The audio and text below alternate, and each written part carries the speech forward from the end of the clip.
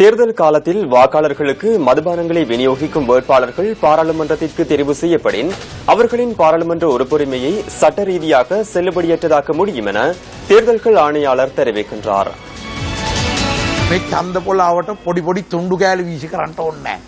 வாக்களிப்பு நிலையங்களுக்கு அருகில் சிறு துண்டு பிரசுரங்களை வீச வேண்டிய அவசியம் கிடையாது. துண்டு பிரசுரங்களை விநியோகிக்கும் நபர்கள் போலீசாரினால் கைது செய்யப்பட்டு விளக்கமறியலில் வைக்கப்படுவார்கள். தவறிழைப்பவர்களுக்கு சட்டத்தின் பிரகாரம் தண்டனை வழங்கப்படும். தண்டனை வழங்கப்பட மாட்டாதென நினைக்க வேண்டாம். மதஸ்தலங்களில் முன்னெடுக்கப்படுகின்ற தேர்தல் பிரசாரங்கள் மற்றும் சமய நிகழ்வுகளில் முன்னெடுக்கப்படுகின்ற தேர்தல் பிரசாரங்கள் மதத்திற்கு இழுக்கை ஏற்படுத்தும்.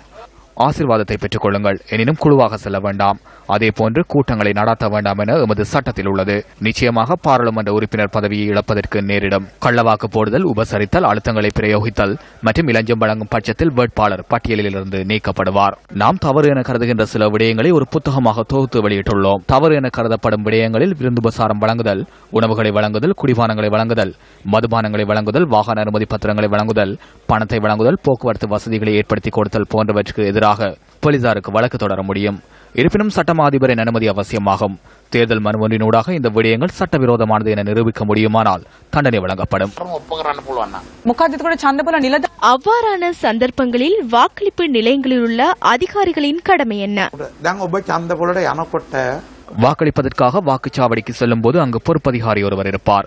அவரிடம் சென்று வாக்களிப்பு நிலையத்திற்கு வருவதற்கு சிரமமாக உள்ளது என நீங்கள் கூற முடியும். நுழைவாயிலில் உள்ள போலீசாரிடம் கூற முடியும். அதற்கு அச்சமாக இருக்கும் பட்சத்தில் நமது குறுந்தகவல் சேவைக்கு அறிவிக்க முடியும். எனினும் சரியான வாக்களிப்பு நிலையத்தின் பெயரை குறிப்பிட்டு அனுப்ப வேண்டும்.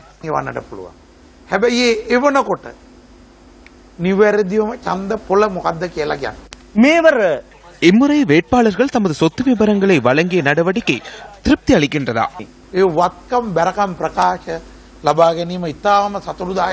சொத்து விவரங்களை பெற்றுக்கொண்ட நடவடிக்கை மிகவும் திருப்திகரமானதாகும். பாராளுமன்றத்தை பிரதிநிதித்துவப்படுத்திய அரசியல் கட்சிகளின் நாடு பூராகவும் போட்டியிடுகின்ற கட்சியொன்றில் 300க்கும் அதிகமான வேட்பாளர்கள் இருக்கின்றனர். அவர்களில் ஒருவர் மாத்திரமே சொத்து விவரங்களை சமர்ப்பிக்கவில்லை. அவர் வைத்தியசாலையில் அனுமதிக்கப்பட்டுள்ளார்.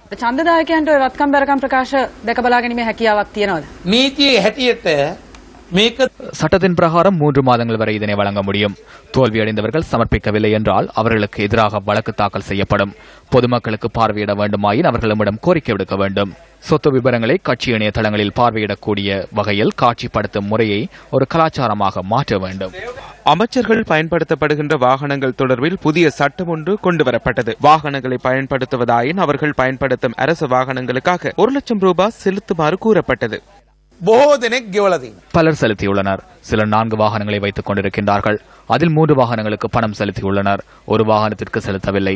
தற்போது அவ்வாறான சிலரை பிடித்துள்ளோம். அவ்வாறான வாகனங்களை கைப்பற்றுவதற்காக போலீசாரை நாம் அவ்வாறான நபர்களின் வீடுகளுக்கு அனுப்பியுள்ளோம். அவ்வாறு வாகனங்களை ஒப்படைக்காது செயற்பட்டவர்களுக்கு எதிராக தேர்தலின் பின்னர் அரசு சொத்துக்களை முறையற்ற விதத்தில் பயன்படுத்தியதாக கண்காணிப்பு அமைப்புகளினால் நீதிமன்றத்திலும் மனித உரிமை ஆணைக்குழுவிடமும் முறைப்பாடு செய்யப்பட உள்ளது. குறிப்பாக பாதாள உலக கோஷ்டியினர் தற்போது கொழும்பில் நடமாடுவதற்கு ஆரம்பித்துள்ளதாக அண்மையில் நமக்கு அறிய கிடைத்தது. காரிய சுரங்கம், மாணிக்கக்கல் சுரங்கம் போன்றவையே நான் அறிந்த பாதாளம். அனைவரும் மனிதர்கள் அல்லவா? எவரேனும் வாக்குச்சாவடியில் குழப்பம் விளைவித்தால் அத்தகையவர்களுக்கு என்ன நேரும் என்பதை அந்த சந்தர்ப்பத்தில் பார்க்கலாம்.